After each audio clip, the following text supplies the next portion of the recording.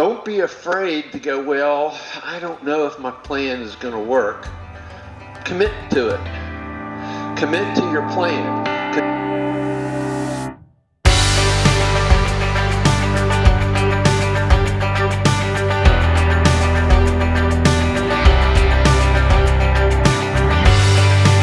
So everybody wants to get on along the wall, space out pretty good.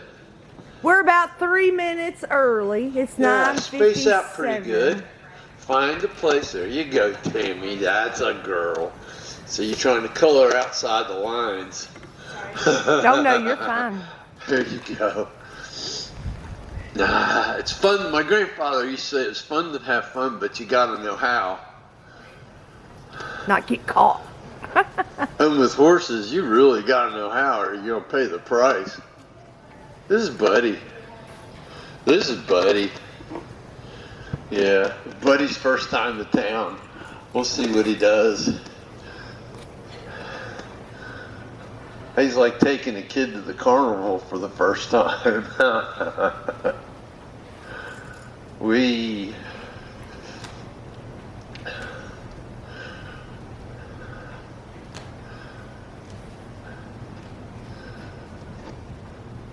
So I thought I'd bring him out this morning because, you know, I can bring my horses out, but they all know how to do this, so that it's going to be anticlimactic. You're going to see a horse that has a pretty good connection and that I can control him, and they're paying attention to me, and I might have a little problem here or there with them, but not much. So seeing what to do, when to do, and how to do it is uneventful because you're seeing a horse that's treated that way all the time. So getting to see one that maybe doesn't know and doesn't act the way you might want them to act is important to see how I handle it and where I go with it. And he's not experienced. It's a new relationship. And he's learning. But I'll tell you, Buddy, we got Buddy to do our Patreon page so we could do some filming so you could see us work through the process. So we're building our Patreon page, so if you're inclined and want more information, please join. And that way, if you have a question or something going on, you can ask us. We'll see if we can film it for you. You can't hear. Penny, can you turn the volume up a little bit? Because Tammy cannot hear. Can you hear now, Tammy?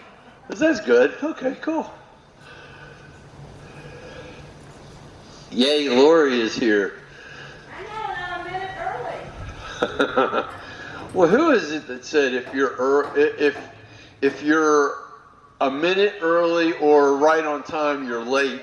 No, I'm always late. Yeah. And if you're consistently late, you can be consistently on time. No, I'm always late. I'm always late. And Penny's You're always not late. You're right on time. I'm a half hour early guy. We're always. I want to be there a half hour, but I want to be there and ready and set up to go.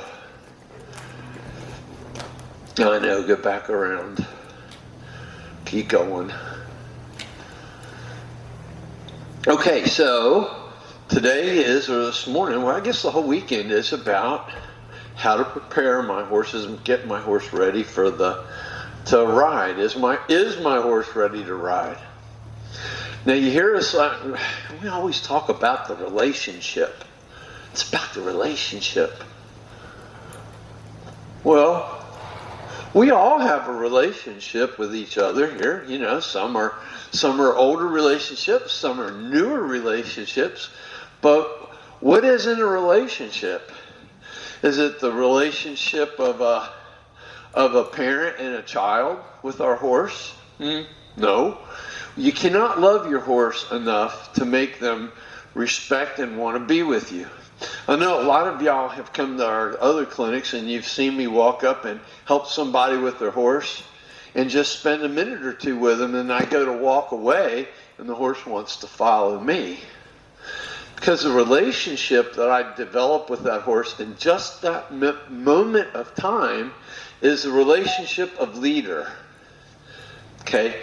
That's the relationship I want all my horses to have, that I am the leader. I'm the one they look to in the event of a crisis. Okay? In the event of things are not going well, I need you to look at you because you got a plan. So, and I've been using this analogy here this weekend with a couple of y'all to help figure that out. So, if all of a sudden this barn caught on fire and Penny stepped up and said, I have a plan to get everybody out of the barn, the indoor arena safely, follow me. But y'all looked at me and I was going, I don't know. I don't know. Would you want to follow me or Penny? Right. Because Penny has a plan. Now, does that mean our plans are always perfect? No. But maybe not only do you have a plan A, but you have a plan B and you have a plan C. You have to have a plan, and don't be afraid. Don't be afraid to go, well, I don't know if my plan is going to work. Commit to it. Commit to your plan. Because if you're not comfortable with your plan, your horse won't be comfortable with it either. Horses are natural followers. Okay, so they need someone that's going to lead them. They want someone to show them what to do. Now, when I was in my 20s, I worked for a place, we had 200 head of horses. And every day we fed those horses out of a wagon. And sometimes we used a team of horses to pull the wagon. Sometimes we used tractors, depending on what our time schedule was. But it usually took 2 or 3 guys, one to drive the tractor and 2 on the back of the flatbed wagon loading hay, throwing corn, doing whatever we had to do to feed the horses. Well, we watched the interaction of those horses, and it was very interesting because as we drove along the field, we would shovel ears of corn out on the ground, and we would also just we'd break open bales of hay and throw pads of hay out.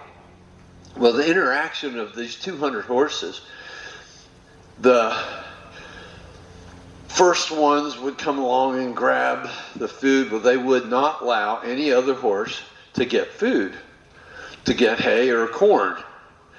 And the pecking order was the last ones were always about the last 5 were always the same. The first 5 were always the same. The ones in the middle, they kind of eased around depending on who felt what each day. But the last 5 to eat were always worried and frantic. They didn't know who or whether they were going to get a chance to eat, and they were always vying for their position. The first 5 were always frantic because they were too worried about running all the other ones off and getting the food. Okay, so the leaders on each end were the most unconfident, worried, troubled horses. The ones in the middle, they're walking around smoking cigarettes going, yeah, this is great. And if you think about it, in a herd situation, the ones in the back are worried that they're going to get eaten. The ones up front are worried they're trying to keep everybody from being eaten. So horses, when they wake up every day, have a choice to make. Who's going to be the leader of the herd today? Who do I need to follow? Do I need to take control and be the one that keeps me safe? Or are you going to be the one being in control to keep me safe? So this whole time I'm walking around, I'm keeping him in my eye. I'm asking him to follow me. When he looks over there, I block it. When he wants to go over here, I cause him to come back and stay with me. I want him to follow me. I have a plan. My plan right now is not to teach him anything, just to keep him following me.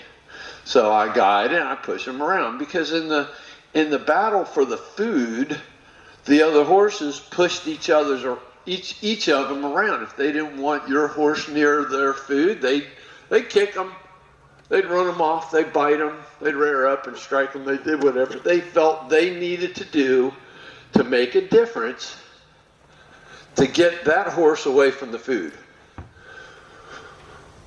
So we have to, when we're working with our horse, make a difference. When you ask us something, you have to make a difference. Even if it's wrong. Even if a minute or two later you go, crap, that didn't work out the way I wanted to. That's okay, you can fix it. You know what happened. You know what caused that to happen. Now, he was looking somewhere else, wasn't he? And I didn't do much to get his attention back. But now that's the relationship. It's about the relationship. Okay, you can love him and pet him and create that a relationship also. Loving and petting him is good. I see no problem with that. But the first relationship is a relationship of leader-follower. As a leader, he has, let's say, 23 hours a day to hang out and do his thing. When I put this halter and lead rope on, I need him to do my thing. Okay, so I am aware of everything he's doing.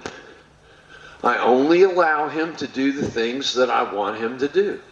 Other than that, he gets to be himself, but he doesn't get to make choices. Okay? Because when you allow them to start making choices on their own, they might choose to do something that's not congruent to a good relationship, a human horse-human relationship. They're stronger, they're faster. If they kick us or step on us or run us over, we pay the price, they don't. So I have to have them follow what I'm asking. When he looks over there, I'm going to ask him to please bring his attention back here to me. Okay, now, I know a lot of y'all have heard about yielding the hindquarters, moving them around. But what I want you guys to kind of start doing is seeing if you can cause him to do little things. Okay, so